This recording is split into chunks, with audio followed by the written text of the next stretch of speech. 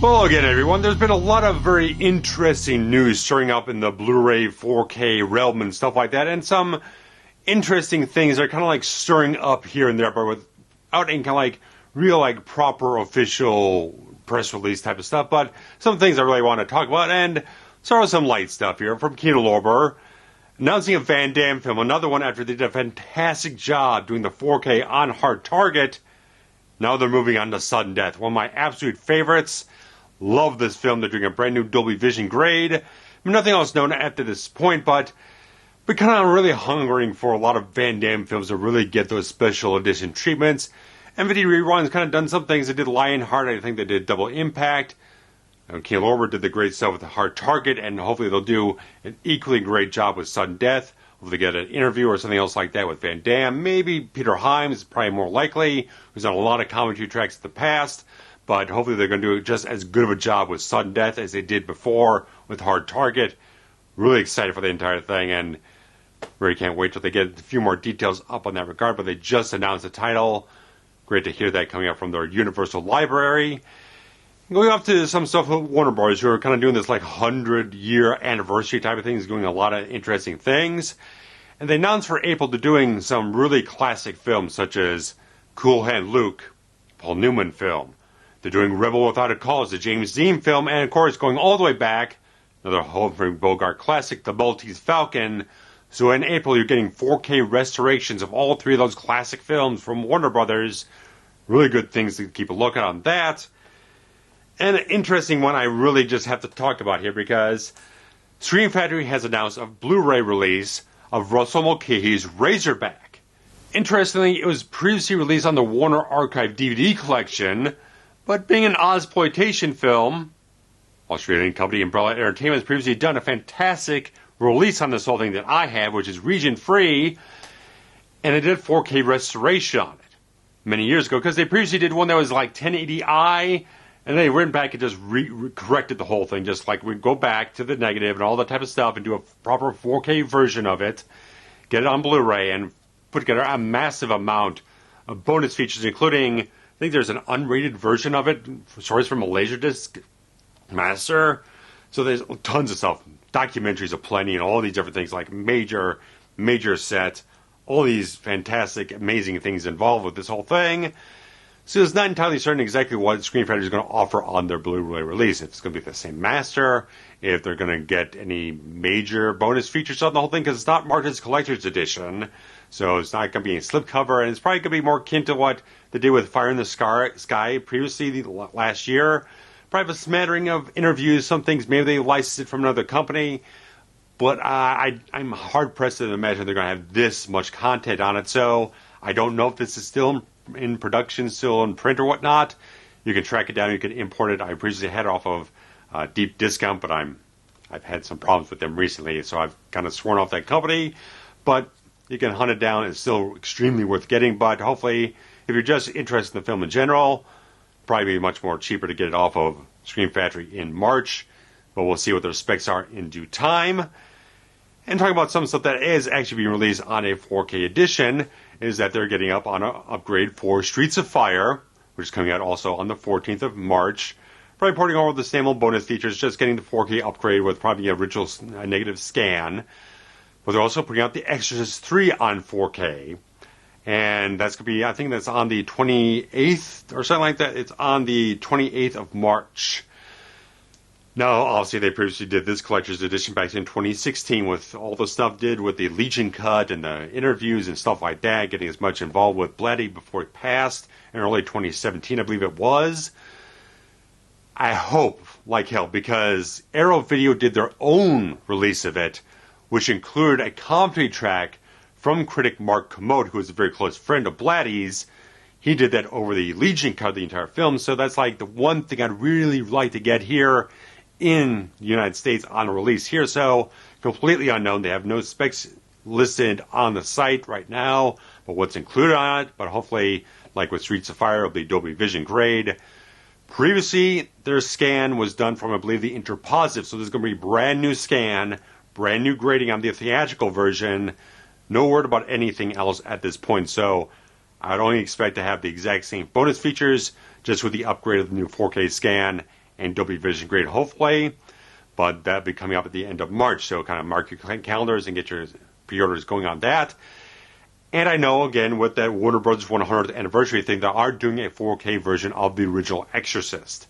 That's not been dated, that's not been anything else, but I believe it was included in their press release about the entire plans to celebrate the 100th anniversary. So you will get the original, you'll get Exorcist 3, nothing else said about anything else at this point in time. But we got some other interesting things here that tend to kind of talk about adjacent to Scream Factory stuff, is that Universal is putting out the Blu-ray of Violent Night, the recent David Harbour Santa Claus avenging slaughterhouse type of film that everyone was very much excited for and very much pleased by it. That's coming out on the 24th of January, and they're going to have extended scenes, deleted scenes, behind the scenes featurettes, maybe a couple little extra things.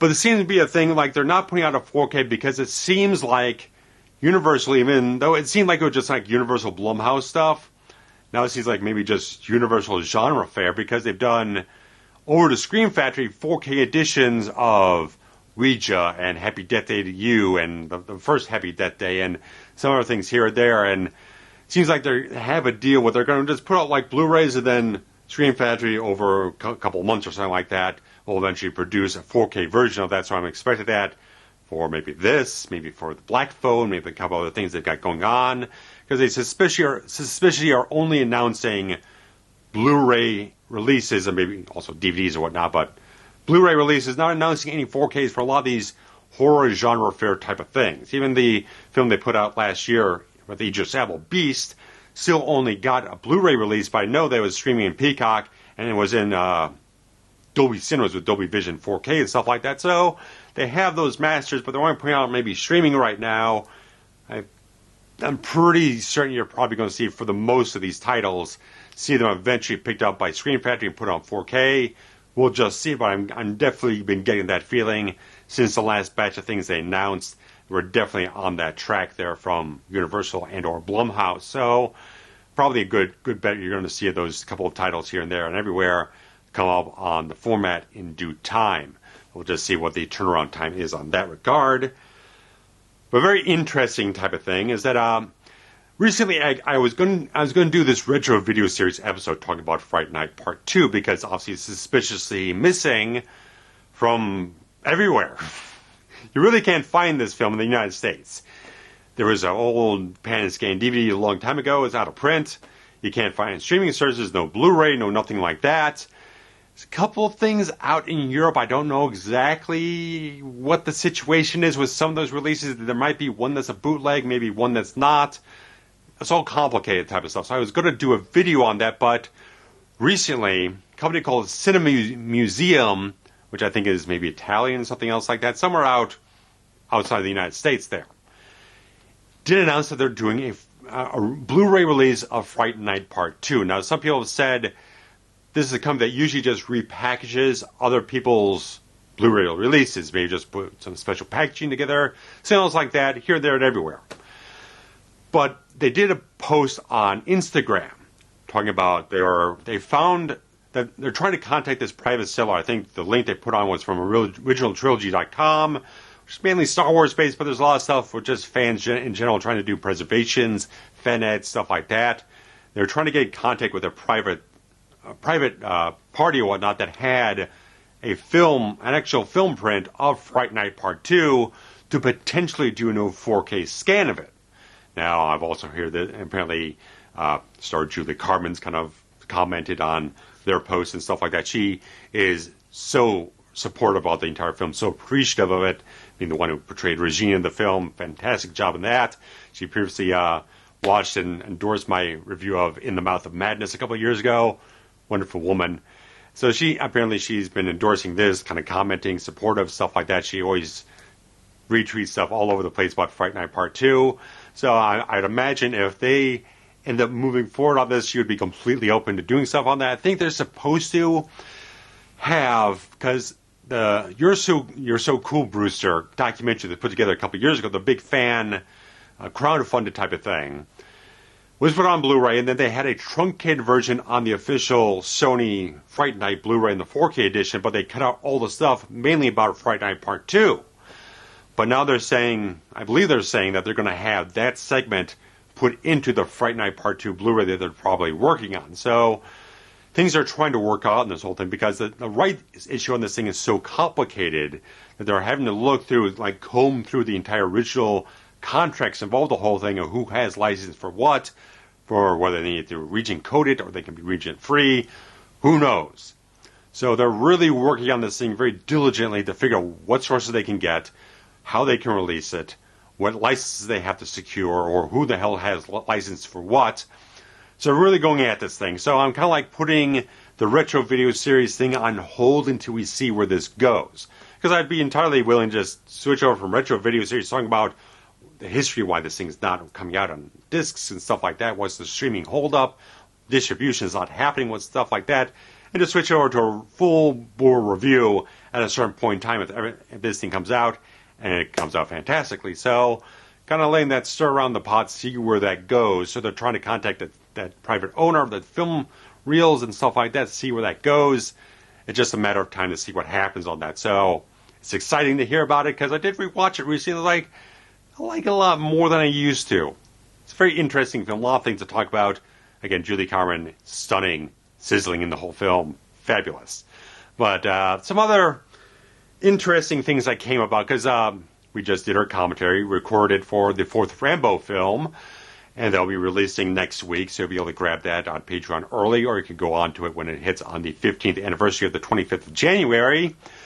I started looking back on because we watched the extended cut Blu-ray, and I was like, on the mastering on this compression and whatnot, it looks a little lackluster. Let me look into the 4K release they put out, and I was like, it's close to ordering because it was kind of a $10 buy on Amazon, but started looking around, just double checking like people's kind of reactions to how the thing looked and stuff like that, make sure it was kind of a good solid buy or whatnot. And apparently there's an insider from Lionsgate, just called Cliff, on the forums or whatnot, who apparently doesn't like the poster because he had some bad experiences with some moderators that blocked him and suspended his account and stuff like that. So he's not too crazy about posting there, but some people kind of coaxed a little something out about him. And apparently, again, Rambo related, apparently there's supposed to be a Rambo Ultimate Collection 4K set coming out that's going to be doing a lot of refresh things. It's not repackaging the same old stuff.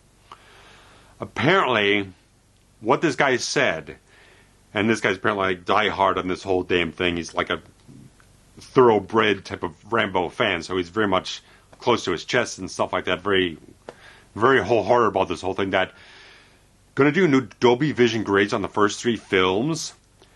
Correct. I don't think this involves like the regular like closed captioning, but they said like the subtitles. I think it's more like when some of the characters are speaking Russian or Afghanistan or stuff like that.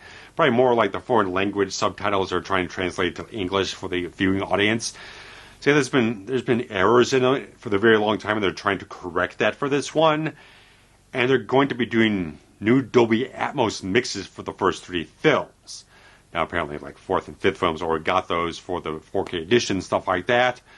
So they're really kind of focusing on like the first 3 films to kind of redo some things on that regard. And apparently, like it's going to be like the mega box set. Obviously, saying calling it Ultimate is not going to be a hyperbole. It's going to be like including like the original theatrical mixes, like stereo mixes. Then they're going to continue on with the 5.1 remixes that were put out like 20 years ago. Then new Dolby Atmos things. Like it's almost like a boutique label doing this type of thing. So it's like they're talking about all these different things, and they're going to like do more like it was like a digibook sort of gatefold packaging to a certain degree. This is what the guy's saying. This was all posted about the end of November, so I kind of get up on this late, but I haven't heard anyone else talking about this outside those forums. So I figure like this is interesting to talk about, and I decided not to buy the 4th film on 4K. Let me see where this is going to go. Because the 4th film, they didn't mention really anything about the 4th film. But the 4th film, the way Lionsgate put it together is like, the film was on a 2K digital intermediate, and then they put it to a film out, which basically means they just printed it on the film and then scanned it back in as 4K. Some people are kind of debatable about this entire process, what the point is. But apparently they did that before, and maybe, who knows what they might do this time. They might just go back to the 2K digital intermediate and just upscale from there instead of doing this weird process in a certain way. So there's a lot of interesting things. So there's that, and I think that's about it. But he said they're trying to secure every piece of special feature bonus material that's ever been produced for the films, like across all global markets, stuff like that. So when this is going to happen, what point is it in the process of it actually happening? I have absolutely no idea. This is the plan that the guy laid out a couple months ago, about 2 months ago, 2.5 months ago. So see where this is going to land. So I'm kind of interested. I'm intrigued. So hopefully they'll fix the actual, like when you go in the menu and turn on like the English subtitles, because we had problems with them with every single commentary we did, because you turn on the subtitles to follow along easier with the dialogue, and there's so many shortcuts and truncated things and abbreviated, and there weren't good captions to put on the film. So hopefully they'll redo those, because it shouldn't cost them that much. It doesn't cost that much, honestly. It really doesn't. So hopefully they'll address that as well, because those are probably poured over from the Studio Canal releases. So I don't know if Studio Canal is involved with this whatsoever, because I just don't know. Anything that's happening here is directly from what this guy said, Cliff, who is from Lionsgate, working on this whole thing. So we'll see where that goes. So we got stuff happening with the Rocky stuff I reported on last time. We got stuff going on with Rambo stuff right now. So I don't know if Stallone's involved in anything here, but God knows, if they're collecting a whole bunch of bonus features, they might not even need to produce anything new. They just have everything here, definitive and comprehensive. So it was interesting news to me. I figured it'd be interesting news to everyone else. So we'll see where that goes. Once we get something official announced on like a proper press release, or some retailers start leaking some information out, we'll see what happens, and I'll talk more about it. But definitely like to hear what you guys feel about that. So, because this guy said that, I think it was maybe like Rambo 3 had some things where like the highlights were clipping in the HDR grading, so they really wanted to go back and redo some things and adjust the colors to a certain degree. So I'm interested. I've got the first 3 on 4K. I've got the theatrical and extended cuts of the fourth film only on Blu-ray. So again, I was interested in getting that one upgraded to 4K now, since I saw like the compression on the extended cut Blu-ray is not that great. So apparently that I would figure, at least in the least, that would improve on a 4K edition. So, but I'm going to wait out and see what happens on that regard.